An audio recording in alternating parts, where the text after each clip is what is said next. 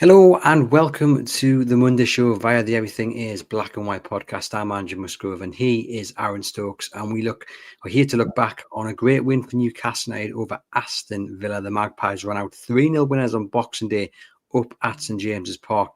That sets them very nicely for a trip to Old Trafford in a few days' time. We look back on the game as well as answer a few of your questions. And if you're watching live on YouTube, Facebook, or Twitter, do drop us a line with anything you want to ask myself or Aaron, and we'll do our best to answer it. If you're watching later, get into the comments. I'll answer every question back that I can. And if you listen on the audio channel, thank you as always. Please do leave us a rating and review. And if you're on YouTube, hit the thumbs up right now. Let's get on with it. Aaron, Merry Christmas. Did you have a good day? I did, yeah. I was just chuckling at myself there because you said welcome to the Monday Show, and I was thinking, is it Monday? I was like, it can't be Monday, can it? But honestly, if you told me today was Monday, I probably would have believed you. You know that little sort of like twilight zone between Christmas and New Year where you just lose track of all time and space. But yeah, very good Christmas, a very good Boxing Day. Yeah, very, very good couple of days. What about yourself? Yeah, well, the missus and the little one haven't been on top form, so it's been one of those Christmases which could have been a little bit better because their house has been hit by illness, unfortunately. But we've made the most of it. Like I say, Boxing Day at St James's Park was spot on. Don't worry, I didn't leave my missus to look after my little one by herself. My mum kindly stepped up as well, so to help out, and I managed to get us St James's Park. But I did see, Aaron, on Christmas Day, you posted a picture of a massive board of cheese. Was that the highlight? That is usually my highlight of the day. I won't lie. Don't get me wrong, the dinner's great, the presents are great. Obviously, spending time with friends and family is brilliant, but it's a little tradition in our household that we always go overboard on the cheese board, and I always regret it a couple of hours after because I've eaten too much. But it was definitely a highlight, yeah. Well, I did have two. I made two errors when it came to presents on Christmas Day. The first one was we got a little one, this rocking horse. So I went to build it and the legs wouldn't fit. So in my anger on Christmas Eve, I sent an email to the retailer saying, "You've ruined Christmas. Can't believe this." And it wasn't until 10:30 at night I thought, this can't be right. So I Googled it and found out you had to extend the legs to fit the legs. You know, you had to extend the horse's legs to fit the rocking bit. So I had to post a groveling apology to said retailer. And then on Christmas Day, we had a Secret Santa. So you just buy one present for like siblings and stuff rather than buying 7 or 8 for. So it's a little bit cheaper, but obviously you get a nice present. And my sister had sent me 2 links to get some foundation or concealer, whatever it's called. And I missed the bit where she put the shade she wanted. She wanted G11 and I end up getting G1. So have you ever seen that episode of Friends when Ross gets a fake tan and does it about 12 times? That was the difference.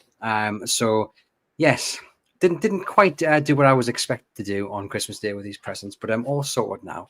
And didn't quite go to plan. But thankfully, Boxing Day did go to plan for Newcastle United. 3-0, as we said there, against Aston Villa. And right from the word go, Aaron, 1 minute and 26 seconds, actually, the tone was set by a fantastic strike from Anthony Gordon. Yeah, absolutely. Dream start. Newcastle straight out the blocks again. You know, how often have we said this season about them being slow to start, struggling in front of goal, struggling to get that first goal and then kick on. But yeah, fantastic start. And personally for Gordon as well, we've spoken about it on this podcast a lot in the last couple of weeks, haven't we, about how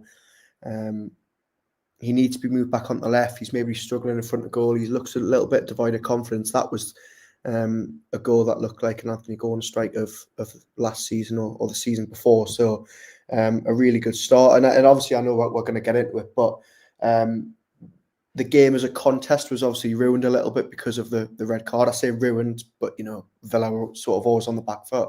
But I actually thought the opening stages when it was 11v11, Newcastle United started really well. They looked confident, they looked comfortable. And really only until Martin Dubravka had to save Luca Digne's free kick, you know, Villa hadn't really laid a glove on them in those opening stages. No, I 100% agree with you. And the Gordon thing's really interesting because I said last week what I'm really excited for is when Gordon actually finds his form, because he's been missing a few chances in the last few games. And to score the way he did yesterday was absolutely brilliant. And I wonder as well, because there's been whispers that he's not been very happy, the fact he's been shifted from left to right to up top. And I wonder if someone's gone to him, maybe inside the club, and gone, right, look, we'll play you there on the left, But if you want that exclusivity, then you have to prove to us that you can do it week in, week out. And he has got his head down. He's worked hard. Needed a bit of luck with some of the chances, but when you've got the quality he has and you're finishing the way he did yesterday, and things are only going to get better. A really nice goal. And what I liked about it as well was that the build-up, you had all of Newcastle's central midfielders involved and also showcasing what they do best. So Tonali breaking up the play, Bruno picking the right pass, Joe Linton then driving forward and passing out to Gordon and Gordon finishing. I just thought it was a really nice little kind of note to how well those midfield three are performing, and it showcased their biggest individual strengths in their involvement in that goal as well. Yeah, absolutely. I mean, obviously we didn't do this show together on Monday, actually Monday, not Friday. But if we had, I would have been speaking about how Sandro Tonali, I felt, sort of went under the radar in the Ipswich game for how often he was just intercepting that play, breaking up any Ipswich attack before they got over the halfway line. And we saw that again yesterday, which, again, with each passing week, it's looking like an absolute masterstroke, but Howe's finally moved him into that 6th role, which some have been, calling for months. So, yeah, midfield yesterday was great in that first passage. And as we have been saying, Gordon on the left is such a big thing for Newcastle, such a big thing for him personally. And not only has he probably helped himself with recent performances in terms of wanting to stay there, he's also massively been helped by Jacob Murphy on the other flank, sort of nailing down his own position out there. Yesterday he probably, he had a good game, but he probably didn't grab the headlines like he did at Ipswich, like he did at Brentford. But he's certainly helped. And, whether that's Jacob Murphy's position come February the 1st, we don't know yet. But certainly for Gordon, it's been massively helpful in the short term. Yeah, it certainly has. And the other thing I liked about the goal as well, Aaron, is the fact that Joe Linton didn't exactly roll it into Gordon, did he? He absolutely pelted it into him. What a first touch to set himself and curl it over the goalkeeper. And I've got some stats for you, actually, because it's Newcastle United, I think, the reason they've suddenly found their form is the midfield three, is Sandro Tonali sitting deep and then Bruno being allowed to advance that little bit more. I think that's where the key has come to recent form. Now, in the game against Aston Villa, Joe Linton and Bruno won just 3 duels across their time on the pitch. 3 out of 8 for Joe Linton, 3 out of 10 for Bruno. But Tonali won 6 out of 9. I think that, again, just shows you a little bit of insight into how things are working with the trio. You've got Tonali there, and his main role is to break up play and start the passage of play for Newcastle United. And then Bruno and Joe Linton will carry the ball forward and get Newcastle United on the attack. And I thought yesterday against Villa, yes, he had the man advantage, but as you say, even before the sending off, they were the better side and looking the most likely to add to their tally. And I think once again we've seen that midfield three click and the beauty of them all working together. Yeah, and look, it couldn't come any sooner, really. We've been waiting, haven't we, really, for the best part of 18 months to try and see if it could work together. There's been a couple of false dawns where it's looked like, okay, this is going to be it. I think back again to that Manchester City game at home where they all played really well. I look back at Tonali playing in the middle of the 3 against Chelsea in the Cup and thinking, okay, you've got to keep him there. And then the next week he was moved back to the 8. It looks like now, and I'm touching my table, which is made out of wood here. I'm hoping that I'm not jinxing it. It looks like this is the way forward now. This is the 3. Tonali looks like he's been playing in that 6. For his entire Newcastle career, if not his entire career. He looks very, very settled in it. As Roger Cook says here in our comments section, he's the composer of the team. Not only is he breaking up the play and stopping those attacks going the other way, some of his passing, and not even, the sort of flashy passes where it's going 30 yards, just some of those balls yesterday that was so simple, but it just helps the team, get out a little bit of danger. There was a moment on the right where Tonali just looked like he got himself into a little bother with Lewis Hall, and he sort of ran out of space, and he just turns and plays a 5-yard pass, and Newcastle are on their way again. So, long may it last. He's been absolutely fantastic. I thought it was another good game from him. But as you said, the midfield 3 all deserve massive credit for yesterday. And Joe Linton, I absolutely love him. Like, he's probably my favourite Newcastle United player, but he doesn't have a temper about him. And obviously, he got booked yesterday, didn't he, for something that he should not have got booked for. It wasn't a yellow card at all. Rogers going down like he'd been shot, and it was a disgraceful bit of what would you say it was, play acting that Joe Linton got caution for. But in the aftermath of the red card for John Duran, goodness me, I thought Joe Linton was going to put him in the stands. Like, he's such an aggressive unit. Do you think, does Eddie Howe, do you think, because my concern is that it will cost Newcastle United at some point. But I guess if you're Eddie Howe, you just have to back Joe Linton to contain it and be disciplined as best you can without losing that aggression. Yeah, we've sort of had similar conversations like a while ago, didn't we, about Bruno, maybe when that passion sort of spilled over. You think back to that Arsenal game last season where he was really, really lucky not to get caught after sort of leaving a couple on Jorginho and Declan Rice. And I think the same can definitely be said for Joe Linton. I, like you, noticed that moment when John Duran's getting sent off and Dan Burns over and Joe Linton's, sort of having to be held back because he really wants to let the striker know what he thinks about them. Look, we all want to see that passion, don't we? But we want to see it used in the right way. And I think this won't be a new thing to Eddie Howe. He's coached him for over 3 years now. He'll know exactly what he's about. But I think he got lucky yesterday, and I know he didn't make contact with Rodgers, and what Rodgers did was nothing shy of embarrassing.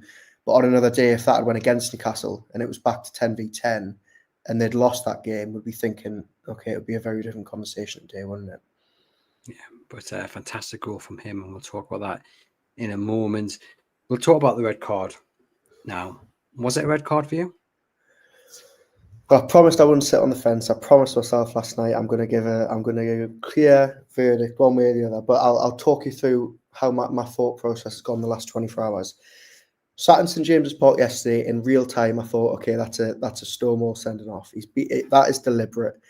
I've watched 1 or 2 replays straight away in the ground. I thought, yeah, that's a red card. Then I got home and saw a couple of other angles, and I thought, and it doesn't help, by the way, that I've got a WhatsApp chat with friends, and the WhatsApp chat is made 75% of Aston Villa fans who are all adamant that that's not a red card. But I've came to my decision, and I think it's a sending off. I think there's intent there. And other people will say, well, his leg buckles and he could put it on the grass and all that. I think John Duran knows what he's doing, and I think he's been caught. And I think one of the big telltale signs is John Duran's reaction before Anthony Taylor gets to him. He looks very, very worried. And you see very few Aston Villa fans complaining. Sorry, not Aston Villa fans, Aston Villa players. They look like they know he's getting sent off here. Anthony Taylor gives the red card. VAR's looked at it. They can't see anything to overturn it. Emery might not be happy with that, but I think it was a sending off. Yeah, John McGinn was just more concentrating on getting organised, wasn't he, rather than trying to argue with the referee, which shows a good leadership from his point of view. But yeah, I thought it was a red card, and I still do. I know Alan Shearer said it was harsh, and a lot of Aston Villa fans. Eddie Howe said it was. He thought he was adamant he hadn't seen a replay of it, but he says after watching it once, he thinks it was harsh as well. It's interesting, and it's definitely split opinion, but for me, it was 100% a red card. I think he knows exactly what he's doing. I also think Fabian Schär maybe is slightly lucky, because I can't really be 100% sure if Fabian Schär doesn't kick out slightly as well as he's falling backwards. And I just think because John Duran just kind of follows through on with the intent, he obviously then comes off worse in that kind of melee, but it was definitely a red card. I've seen some bizarre excuses, by the way. I've seen one Aston Villa fan claim that if John Duran hadn't done what he did, he would have had a bad knee injury. Now that is one hell of an excuse, that isn't it? That is up there with the dog ate me homework. Ridiculous. It was definitely a red card, and Alan Shearer, Unai Emery, and Eddie Howe can all have their opinions, but for me, Stonewall red. He can have no complaints at all. And that poor water bottle as well, and he kicked onto the pitch. Disgraceful behaviour. But Newcastle United then had to make the most of the man advantage, Aaron. Not always easy to do. We saw a kind of reverse roles at the start of the season when Southampton had the man advantage against Newcastle after Fabian Schär, coincidentally enough, got sent off then. It's not always an easy task, is it? You've got to make sure that your attitude and your application is spot on throughout the 90 minutes. And thankfully, from Newcastle's point of view, it was. Yeah, it was. And look, as I touched on at the start of the show, we've seen Newcastle sometimes at home in games they should win, where they have a lot of the ball and a lot of chances, really fail to take their chances. And thankfully, Boxing Day wasn't the case, one of those. a very composed, very confident performance. They had plenty of chances in front of goal, and they took them when they needed to. They probably could have had a couple of others on another day. You know, obviously Isaac, Bruno, both missing out on goals for an offside and a handball. But if I'm totally honest, there was never really a point in the game where I thought, okay, Newcastle aren't going to win this. And I'll be totally honest, even at 1-0 when it was 11v11, I had the sense that Newcastle were going to get the better of Aston Villa. And I think Aston Villa really, really struggled naturally with only having 10 men. They lost the shape. Watkins was getting absolutely no support. And I think other than there really being a 5-minute period in the second half, Newcastle were in absolute, almost full control throughout. But I was quite glad actually that was that 5-minute spell for Aston Villa, because I didn't want it to be a really easy afternoon for Newcastle United, and in the end it turned out to be. But in the back of my mind, simply because I've supported Newcastle for the best part of 30 years, there's something that's going kind of, what happens when they come up and have a real test. I thought Aston Villa would be that real test. Mm-hmm. Obviously, that was put away as soon as Duran gets sent off. So I was quite glad that they did have a 5-10 minute spell where they did try and push Newcastle, or when Newcastle had to drop deep and deal with Villa just having a bit more of possession. Obviously, it didn't come to anything, thankfully, but I think it was good that they didn't have it all their own way. Just a bit of a reminder that, tougher tests are to come. But in terms of the momentum going into what is a very, very, very attractive month in January, really, and obviously Manchester United in a couple of days, that momentum, and we've talked about that word so many times over the last few months, and Newcastle just didn't have the consistency to ever get momentum, really. But they seem to be on a wave of momentum right now, and it's so important that they continue to build on that. Yeah, absolutely. We spoke about that sort of short-term aim of getting 3 wins from 3 against Brentford, Leicester, Ipswich, and then it was okay. Let's see where we are. And actually, they've welcomed Villa at St James's Park, beaten them probably as easy as they're ever going to beat them.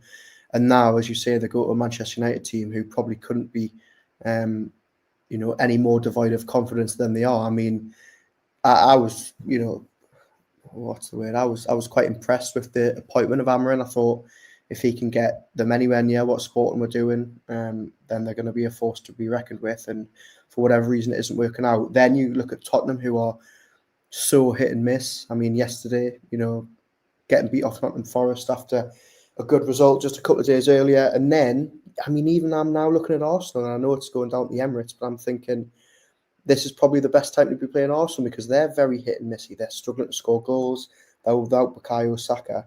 Now, this is all well and good me saying this now, and that Newcastle should be going there on paper, but this is the Newcastle United of season 24-25, and we know that the games that we think they should be winning, they're usually struggling. But I know you probably are hesitant to say that they're back, but the last 4 or 5 games, they've looked, really like their old self. And now, sorry, I just before you put in there, Eddie Howe was sort of reluctant to admit that in yesterday's press conference that Newcastle United of old were back. He sort of wants us to be a new team and with a new identity. But I think the last 4 or 5 games has looked so good compared to the start of the season. It's hard not to get a little bit carried away. I agree. They look so much better. It's exciting to watch. The results are matching the performances. Of course, at the start of the season, playing pretty poorly, picking up points, and then obviously they were playing pretty poorly and not picking up points, and now they are playing really well and picking up points, which is great. But I'm very hesitant to say that they are back, simply because they haven't had a real big test yet. Now, Ipswich and Leicester were a different sort of test because they struggled against teams like that, and it was great to see them come through the end, having beaten them. Same with Brentford in the Cup. And that's why I was really looking forward to yesterday's game, because I felt Aston Villa were on their level, at least on paper, on form, and it was a test that they've needed. They're not really going to get that with Manchester United, touch wood. I hope I don't jinx it, but I'm not too scared about that one. Spurs, as you say, hit and miss. But teams that can hurt Newcastle United, I'm just waiting for the real kind of big test. Maybe Spurs is in that category potentially. Well, I was just about to ask you, when is that big test? Is it Manchester United in 3 days? Is it Tottenham? Is it not until Arsenal? Well, I don't think Bromley at home. Is it Wolves? You can't write off Manchester United. They're on a dismal bit of form, but still got players who can hurt you. Spurs, if they turn up, you could argue they're a better side than Newcastle on their day if they are on form. So yeah, Spurs would probably be in that category. I just think they've had it. Easy's not the right word, but it's, you'd expect them to beat Ipswich and Leicester, and expect them to beat Aston Villa with 10 men. So I do think when the test comes, this real big test, which is probably maybe Arsenal in the cup, depending on who they play, I think they will probably pass it. It's just about making sure you're ready for the different challenges and not getting too ahead of yourself because you've beaten two rubbish sides, with all due respect to Ipswich and Leicester, and then beating a side who A, hates coming to St James's Park, and B, we're down to 10 men for the best part of an hour. So, celebrate it, cheer it. I'm loving it. I'm loving seeing all the goals scored. I mean, how many is it now? 11 goals without conceding a single goal in the last 3, something like that. So I'm enjoying it. You guys should. But I'm not going to do an hour and say that they're back just yet. I want to see a few more wins. I think the only reason that I'm getting so confident that they're back is because of how confident they look. It's not that they're just beating these teams and getting wins on the board. I actually thought, again, I wasn't on Monday's show, but after Ipswich, some of the football they were playing against Ipswich, and yes, granted, it's not the best opposition. I thought they were playing some amazing stuff that we really haven't seen them play hardly ever this season. The attack in the midfield was so in sync. Played some really good stuff yesterday. And again, look, I know the comments and people listening are going to be saying it's 3 or 4 games. It's not against good opposition. You've just beaten 10-man Villa. But Eddie Howe stressed yesterday that he thinks the work ethic behind the scene hasn't changed. Their style of play hasn't changed. Their determination hasn't changed. All he thinks is that his players suddenly have their confidence back, and that's good enough for me. A bit of fitness as well, and probably deploying Sandro Tonali in that number 6 has really helped, because Bruno is just freer, better in the role he currently is. But it was interesting. I was listening to 5 Live yesterday with Chris Sutton and Robbie Savage, and a Spurs fan rang up and said, Ange hasn't got experience of the Premier League, and then he was asked, would you have Eddie Howe in charge? And the question then went on to, well, a month ago, Eddie Howe was apparently on the verge of being sacked in the eyes of some Newcastle fans, and look what's happened a month later. They've gone from 12th up to 5th and on a great run of form, and it just shows how quickly it can change. One of the funny things was the guy said he's got experience in the Premier League as Eddie Howe. He changes his formation, and Ange doesn't do that. And I thought, he doesn't, man. But I don't know how much whatever. But it does show you just how quickly things can change. I'm going to dive into the comments now. We've got Alan saying he felt sending off for John Duran was harsh. YI-Man asks, are we back, or is it wait and see what we do against Manchester United? I'll wait and see. I think Aaron says we are back, though. We've got Les and Roger in the comments. Hello to you. Merry Christmas to you all. Ali says, more concerned about Arsenal and Spurs, I think. Got Peter saying, set pieces are looking good too, because we were bad at them. Roger says it was definitely a red card, and the studs are on the back. And Niall says, I'm just glad that Howe was finally settled with Tonali in a 6. It took way too long to sort out that midfield. So plenty of comments there. Brian says, was Liverpool not a big test? If it wasn't due to a couple of slotty passes, we should have beaten them. I agree, we should have beaten them. And I agree, it was a big test, but it kind of came... It came in the wrong sequence for me to get too excited, because, it was one of those where they performed really well, but then they went to Brentford and lost. Got beat, so for me, the sequence ends as soon as you lose. Do you know what I mean? So that's just my view. But yeah, of course, Liverpool, big test. Newcastle were absolutely brilliant. Hello to Shares as well in the comments. And Peter says, amazing football. Love watching them. It's magical. And Kevin says, Liverpool was a big test, but then we lost to Brentford 4-0, which is what I've just mentioned. I wanted to talk about Martin Dubravka, because there's been a lot of talk about him leaving in January, and we've discussed it previously on the other podcast, but there was a moment on, what day were we on? Thursday? All the days roll into one.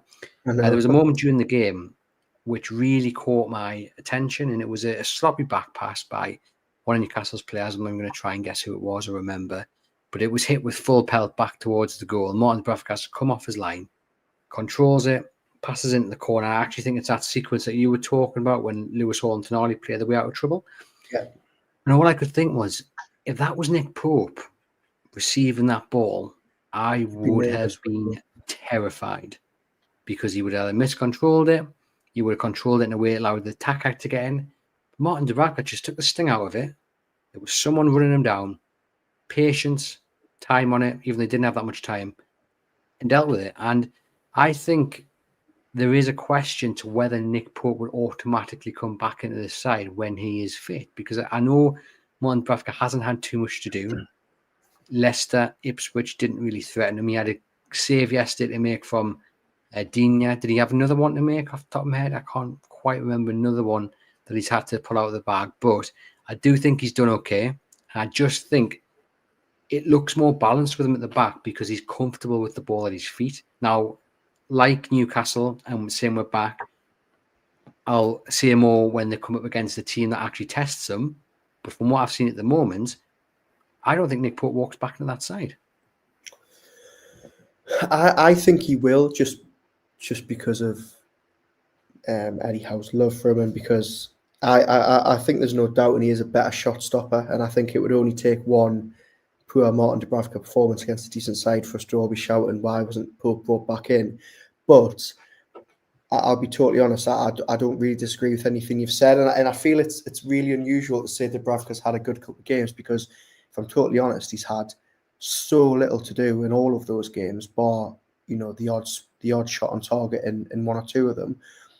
But he is so much better with his feet, and I actually think he's in.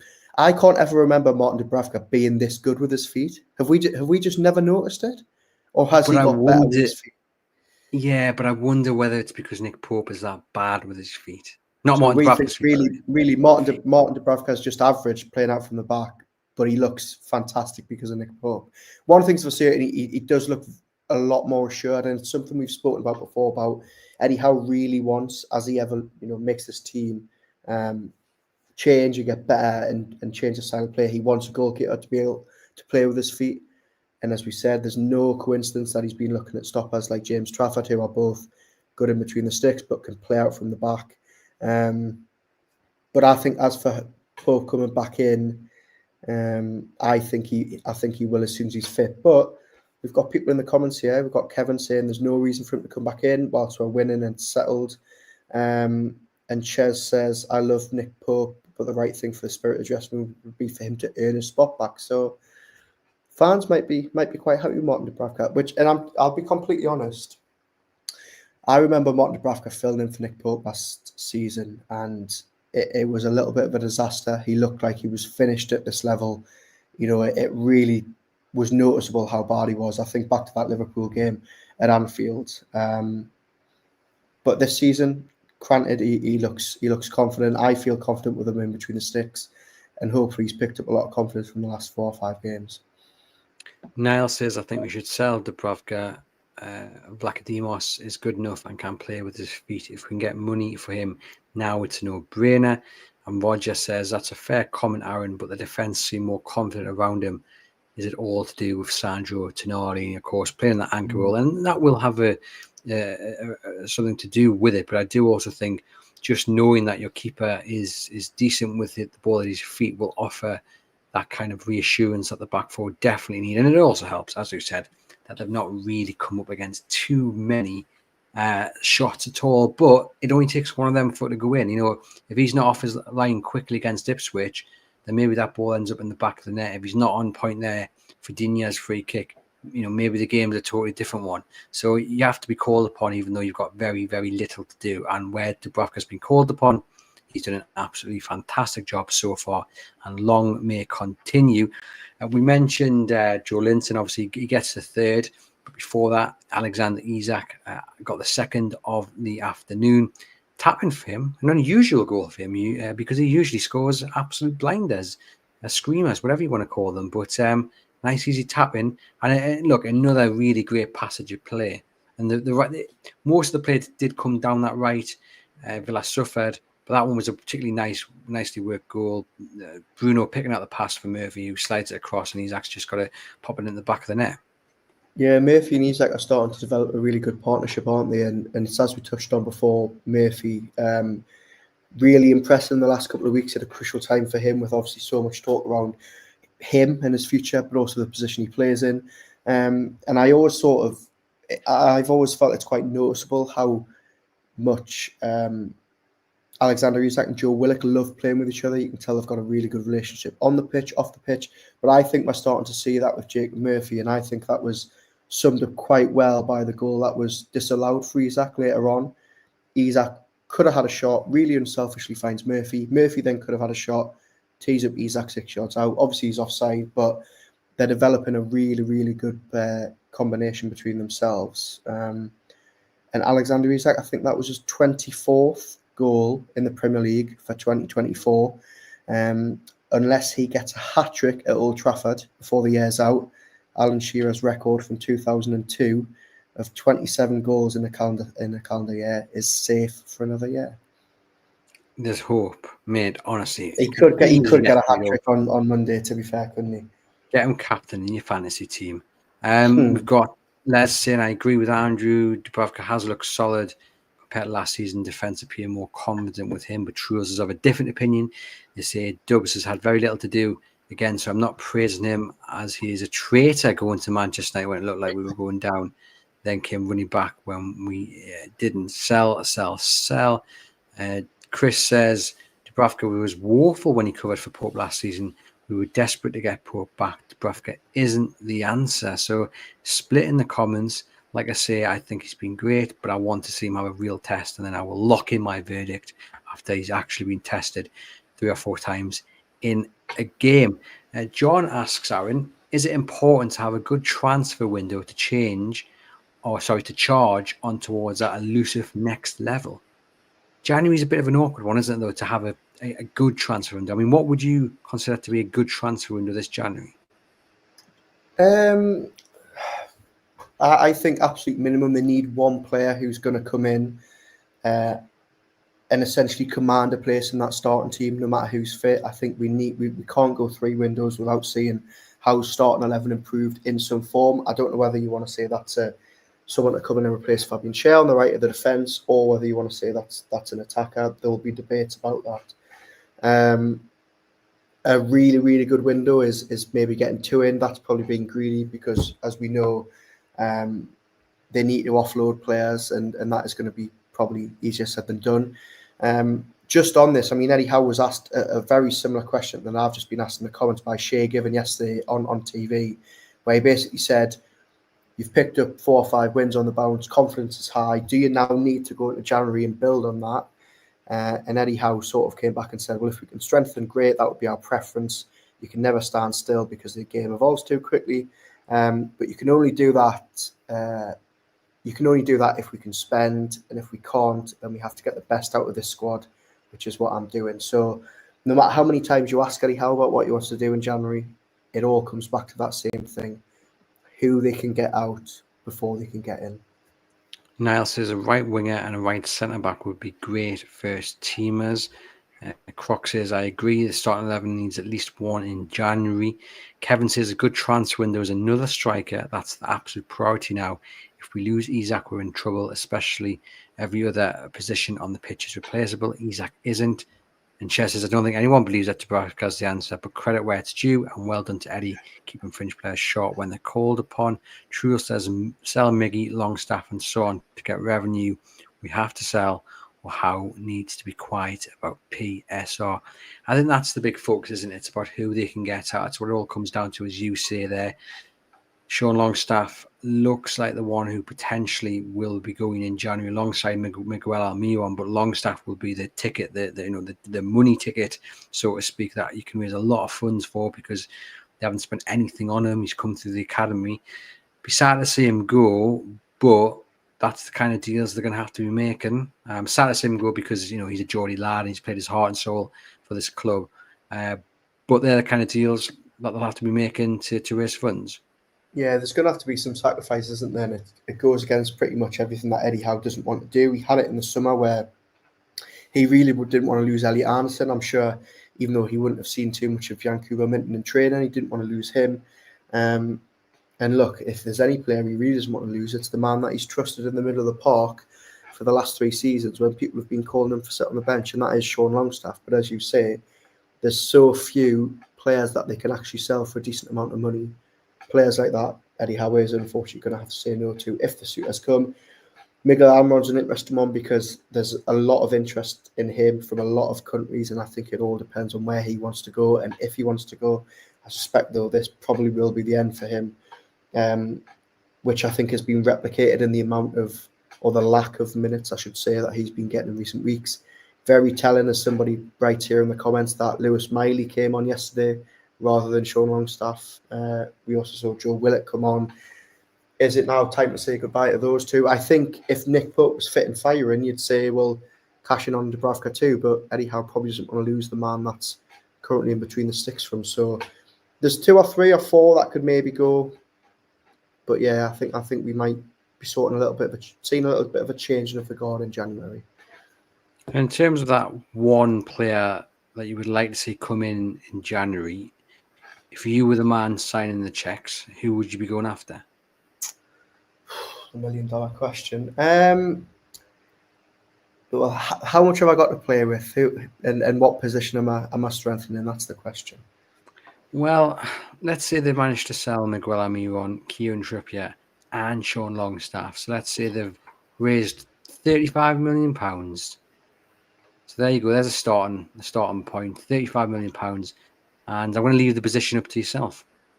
Look, for me, still right wing has always been and will be the priority until they get somebody. A lot of people will want Johan Bakayoko from PSV. There's already people in the comments saying about him. He looks like a cut price option, given that his contract expires in 2026.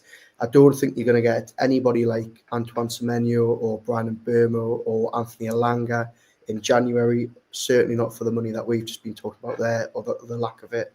And then you've got reports building over the last couple of days that potentially they could be going and looking at a cut price centre back. There's that Uzbek international Kuzanov from Lens, who they look quite interested in, and also a lot of speculation in the Italian press that Tomori is going to be the man to leave AC Milan. If you can get him for 25 million, fantastic. But yeah, a cheap winger who can score goals is probably what I want in Jan, which shouldn't be too hard to find, should it? No, well, good luck to the person trying to find that right winger. Bakayoko comes in. He won't be starting straight away, says Kevin. Eddie will bring him in slowly, more likely for next season.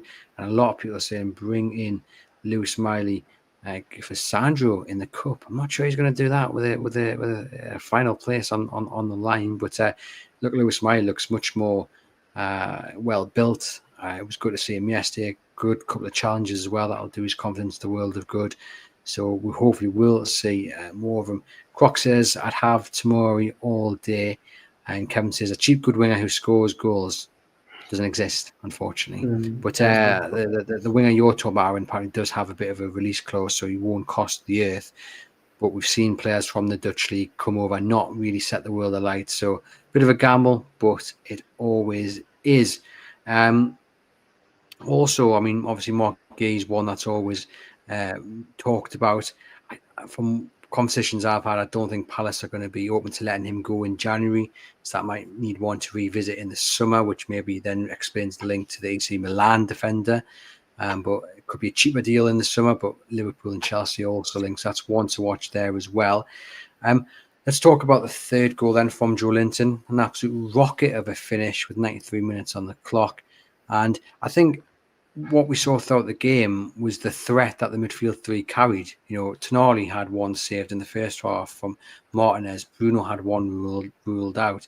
And then Joe Linton gets on the score sheet. So that's what's kind of been missing in that central role, I've felt. So it's great to see them carrying such a threat against Villa, but also getting on the score sheet, each and every one of them over the last few games.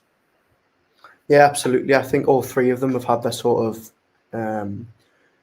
they're saying that in the recent run of form, as we've mentioned, Sandro Tonali's been so good with or without the ball. Very, very good at turning defence into attack. Bruno just looks like he's got this total new lease of life, playing further up the pitch, as we saw again yesterday. Fantastic sort of pre-assist for Isak's goal. And Joe Linton, just that absolute physical beast who, you know, has now got 3 for the season and looks to be sort of improving in the final third. So we've had to wait for it, haven't we? We've had to wait far longer than we ever thought we'd have to see all 3 of them. But isn't it just funny that we were just sitting on this podcast a couple of weeks ago, again when Newcastle were being very inconsistent, saying Joelinton, Willock, and Hall was the answer down the left, and then 3 weeks on we're now saying Willock's sort of out the team, nowhere to be seen, and it's Joelinton who's sort of rightly reclaimed that position in the middle. Now it's just a testament to him that he's played fantastic all season, and he's played probably 4 positions and never looked out of place in any one of them. I did think when Joe Willock came on, he looked like he was struggling a little bit. He looked like he was running through cement at times. I thought Miley obviously came on and, like I said, did a few little things, interceptions here and there. But if you're asking who impressed me more, and impressed is a big word given the limited time they had, then I would be picking Miley. I thought Willock just looks like he was running with weights around his ankles. He's looked. I don't think the last couple of weeks, certainly, or the last couple of games he played, I don't think he's looked fit. I think Ipswich, when he came in to the middle for the suspended Joelinton, I thought, okay, he just looks like he's maybe missing a yard of pace, doesn't look as comfortable driving with the ball. He looked like he maybe picked up a little thing, a little knock when he had a shot last week at Portman Road. And again, I think now, as I've said, with this midfield 3, how they're playing, if they're all fit and they're not suspended, I think Joe Willock probably struggles to get back into this team. But it's a sign of a good team, a sign of a growing team, a team that wants to get into Europe. When you've got someone like Joe Willock, being sort of demoted to being a squad player. Yeah, plenty to look out for there. I'm just going to dive into the emails. We've had a few questions sent in. You can send your emails in to the EIBW podcast at reachplc.com. And it's similar to what Truls has actually said here in the comments. And it's we've got Truls saying we should stay away from Premier League players till we have better finances or we get one player each season, to be frank. And the question has been emailed in from Gordon, asks, should Newcastle United be targeting bargains on the continent instead of splashing their budget on Premier League stars? I think I would say yes, and it's for for 3 or 4 reasons. Probably one, I think you're still going to get that Newcastle United tax in the Premier League because nobody in the Premier League really is going to want to do them any favours, certainly not in January. With that becomes, PSR in the Premier League is so strict for all teams. They are all going to be penny pinching. And I think thirdly, you look at some of the success Newcastle United and separately Paul Mitchell has had from going further afield. I mean, they've hardly put a foot wrong in the last couple of years with signing players who haven't played in the Premier League before.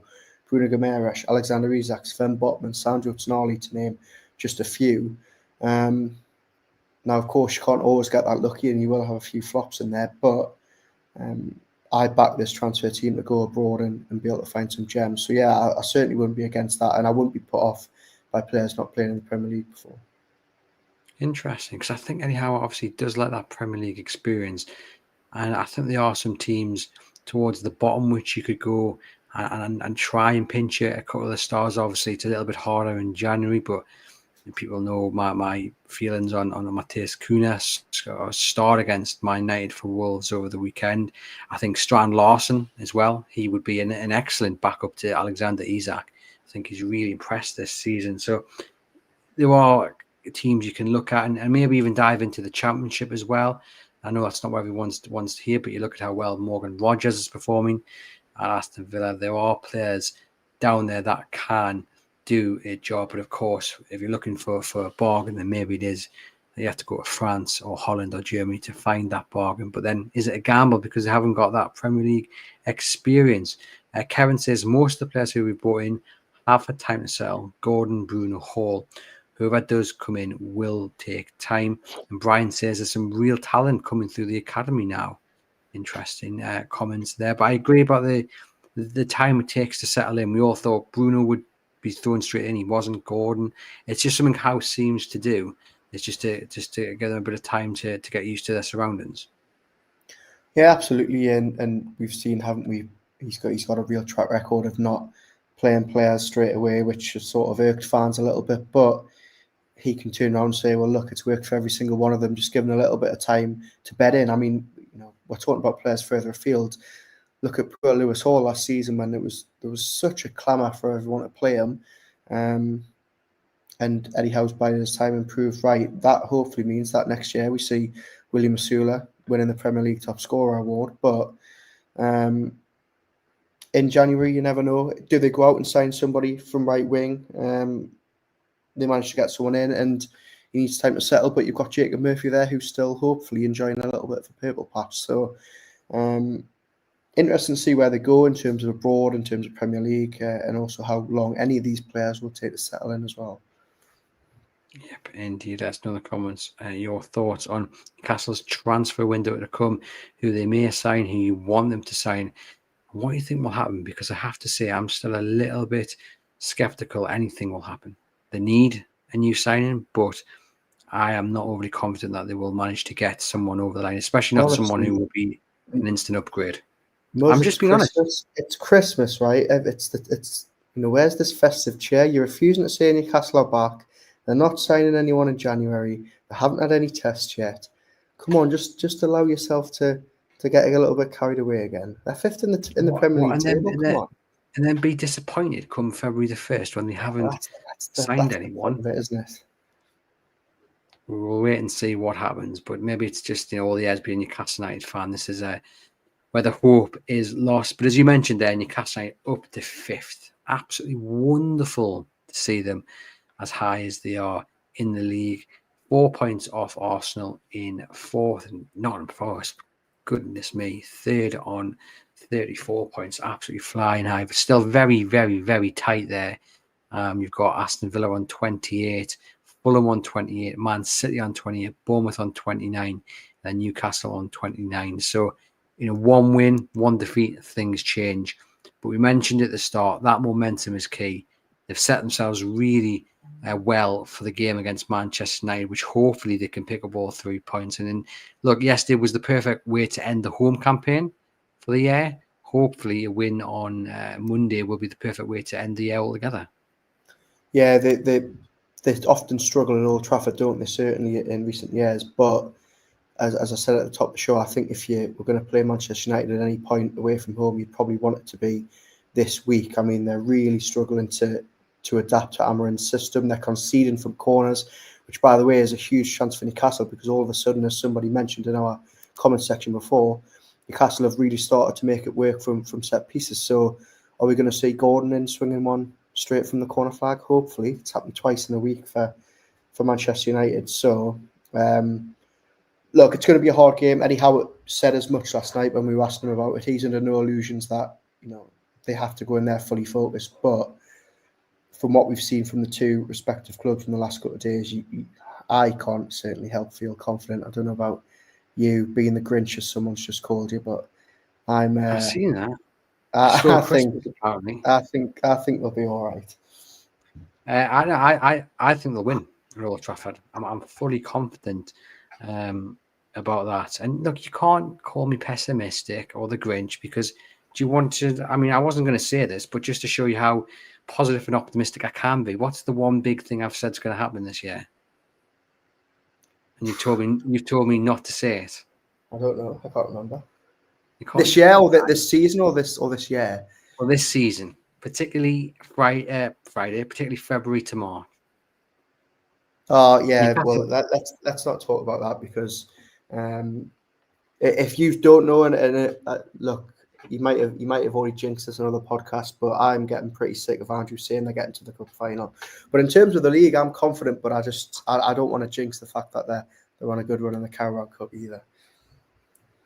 I think they're going to get the final. Fingers crossed I'm correct. But yeah, going to be a good game on Monday, and I do think Newcastle United will beat Manchester United. As you say, the perfect time to do so, and we will have the view from the opposition, which has already been done, dusted, and recorded. And let me tell you, we've got a colleague on from Chronicle Live called Owen. He was on last year.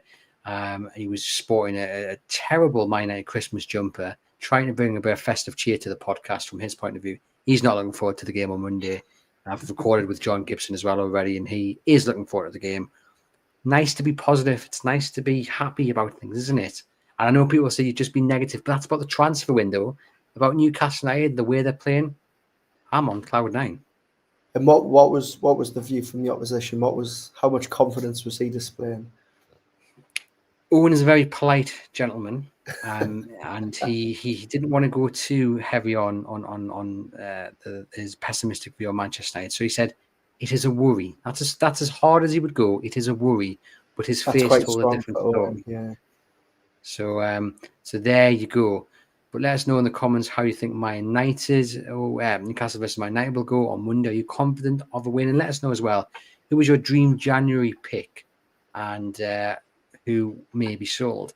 We're going to finish off now on the winner stays on. I've done it this week. Let me just find it here. So if you don't know how this works, I will give Aaron a list of players and he has to pick his favourite. Not Newcastle United this week. We've mixed it up slightly. So hang on. So is this my favourite, or is this who's better, or is this? I'm going to go your favourite. This is my okay. We'll This go is my your favourite. favourite. Okay. Yeah. We'll start with Steven Gerrard or Frank Lampard. Why does it feel like this should be the final two? This should be like the. I love Frank Lampard, but I've got to go Steven Gerrard. Steven Gerrard or Robert Lee? It's got to be Rob Lee. I can't pick Gerrard over Lee, can I? Rob Lee or David Ginola? Rob Lee. Rob Lee or Roy Keane? Rob Lee. Rob Lee or JJ Okocha? Rob Lee. What an unusual two set of names. I'll go Rob Lee though. Rob Lee or Patrick Vieira? Sorry, Rob, but I absolutely love Vieira, so I've got to go Vieira on that one. Patrick Vieira or Emmanuel Petit? Patrick Vieira. Patrick Vieira or Gini Wijnaldum? Gini Wijnaldum. Gini Wijnaldum or Kevin De Bruyne? That's Kevin De Bruyne there saying, pick me. Yeah, that's De Bruyne watching live from Manchester. Who's my favourite? I mean, I loved Wijnaldum at the two, and I loved him at Liverpool. KDB's so good, isn't he? I'll go KDB. Did you see, I don't know how many of your Gavin and Stacey fans, Aaron is though, did you see the meme going around over the last 24 hours? Or you haven't seen it or watched it? Oh, okay. So I was fearing this, and I nearly told you off air. The reason I haven't watched it yet is because my partner Robin has never seen it, and I was about to watch the finale last night, and instead we've started it again from the start. I've already seen it 3 times, and we binged all of season 1 last night, and we're going to get through season 2 today when I finish work, and I'll have the finale watched by tomorrow.